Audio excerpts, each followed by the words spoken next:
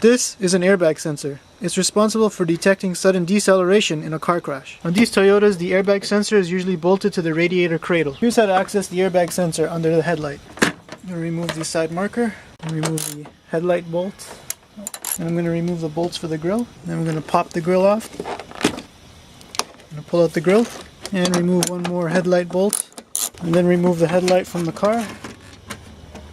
This here is where the frame connects to the bumper rebar. This is the airbag sensor. To remove it, there's one 12mm bolt and one electrical connector that needs to be removed. So here's an overview of how the airbag system works. The airbag sensor senses a deceleration during a collision and will send a signal to the SRS computer. The computer will also use the vehicle speed, yaw rate, and seatbelt occupant information to determine if an airbag needs to be deployed. It'll then send a signal out to that appropriate airbag, whether on the driver's side, passenger side, or one of the side airbags, as well as a signal out to the ECU to cut the engine off during a collision. This here is the ball and tube type of airbag sensor. It basically consists of a ball in a tube, as well as a magnet, with a pair of contact switches here and a diagnostic resistor. The system uses this diagnostic resistor every time on startup to make sure the sensor is functioning correctly. Normally the ball would be attracted to the magnet, but under rapid deceleration the ball will dislodge itself from the magnet and cause these two switches to contact each other, sending a short circuit out to the SRS computer. This is the kind of sensor that's in my car right now. Basically consists of a small cam, as well as two contact switches and a diagnostic resistor. Driving along normally, this cam is free to bounce back and forth. However, under rapid deceleration, the momentum of this cam is enough to overcome the spring force of this switch, sending a short circuit out to the SRS computer. This is what the sensor looks like when it's removed from the vehicle.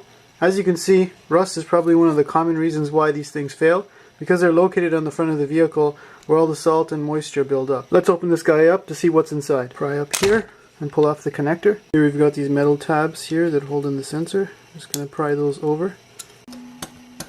Remove the sensor. Here's the sensor removed from the housing. It's quite a sealed unit, so I'm just going to go around here with the blade and cut it open. Just looks like all this stuff here is just epoxy or glue. I'm just going to cut it out. Okay, so I've got all the glue off. I'm just going to continue prying at the plastic here with my pliers. Alright, I've got all the plastic removed from around the sensor. I'm just going to pry up on it right here, revealing a circuit board inside. Then I'm going to pry up on the circuit board slowly and remove it from the housing.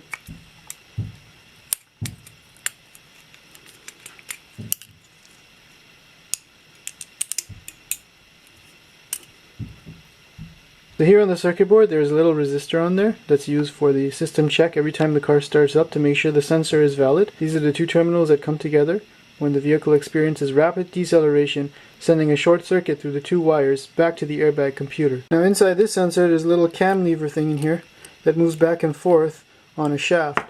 Now when the sensor experiences rapid deceleration, such as in a collision, that little shaft will move forward, which will make contact with the two leads on the circuit board here. Alright, I'm going to attempt to remove this little cam just by prying it out.